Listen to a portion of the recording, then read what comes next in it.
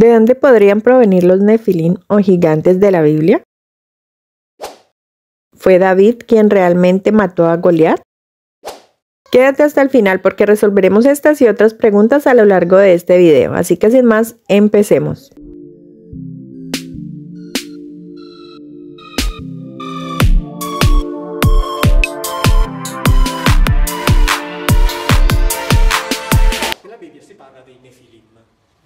En la Biblia se habla de los Nefilim, y ya les cuento qué nos dice.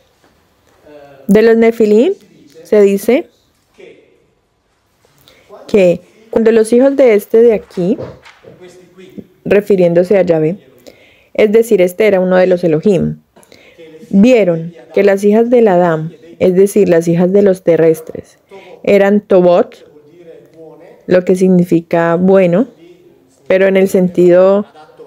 Bueno, el término hebreo es adecuado para, no bueno de ánimo o bueno de bondad. No sé cómo eran, pero bueno.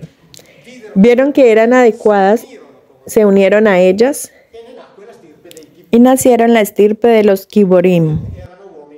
Los Kiborim eran hombres poderosos, fuertes, muy fuertes físicamente. Y en la Biblia dice que en aquel tiempo, es decir, en el momento en el cual los hijos de este de aquí iniciaron a tener sexo con las hijas de los terrestres, en la tierra estaban los Nefilim, que eran una raza particular, que viene siempre definida como los gigantes. Que existieran esos gigantes, para la Biblia no hay duda alguna. Léanlo en la Biblia de ustedes.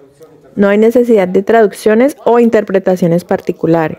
Cuando se están preparando, cuando todavía están ahí en el desierto, y se preparan para salir a la conquista de la llamada Tierra Prometida, obviamente, como no sabían con qué se iban a encontrar, Moisés envía un escuadrón, o como una patrulla, digamos de 7 u 8 hombres, y les dijo, vayan a ver esta ciudad, qué tipo de armas tienen, qué tipo de ciudad tienen, qué tipo de fortificación tienen, es decir, contra quién tenemos que combatir. Estos regresan y dicen, vimos esto y esto. Y es más, hemos visto que aún quedan los hijos de Anak, del linaje de los Nefilim. Y dicen, nosotros en su presencia nos veíamos como langostas. Y ellos nos veían a nosotros como langostas. No los ataquemos porque ellos nos masacran. Langostas no indica el número porque ellos eran 7 u 8, indica la estatura. La Biblia dice también que dormían en camas de 4 metros de largo, ancho 2 metros y medio. Los autores bíblicos, o más bien sus lectores, dicen que esas camas las pueden ver todavía en Basán. Así que si quieres, ve a ver las camas donde dormían los Nefilim, los hijos de Anak. Goliat, el asesinado por David, tal vez fue uno de ellos. En el primer y segundo capítulo de Samuel, la Biblia dice claramente que contra los judíos, en las filas de los filisteos estaban estos Nefilim, es decir, estos gigantes. Y también dice que estos gigantes tenían 6 dedos en cada extremidad. Como el autor bíblico quería estar seguro, dijo 24 dedos en total. No es que solo diga 6 dedos en cada extremidad, sino que concluye 24 dedos en total. Así que eran gigantes, exactamente. Decía antes que de hecho Goliat era uno de estos. Lo curioso es que todos sabemos es que Goliat fue asesinado por David, ¿no? Con la famosa onda, etc. Solo que algunos capítulos después, la Biblia dice que Goliat fue asesinado por Elhanán. Y unos capítulos después de eso, de que Goliat fue asesinado primero por David, luego por Elhanán, Goliat está ahí que combate sano y salvo. Entonces aquí hay una gran confusión. Confusión que tienen también los autores bíblicos, porque, bueno, y esto es una curiosidad de cientos que hay, que tal vez algún día recopilaré.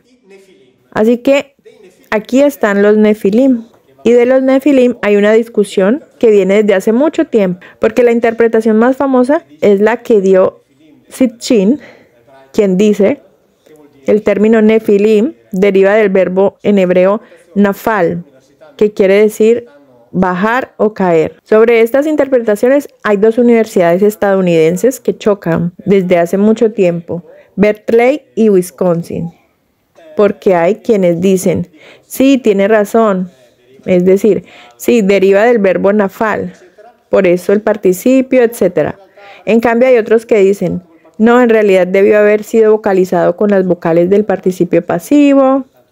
Entonces están en esto desde hace mucho tiempo y no se resuelve nada. No se va más allá en cierto tipo de interpretaciones. Sin embargo, en la Biblia, y aquí lo explico en el segundo libro, y esto no lo he dicho a nadie, hay un término arameo que es nefilá y que indica una cosa precisa. Indica la constelación de Orión. Solo eso indica, nada más.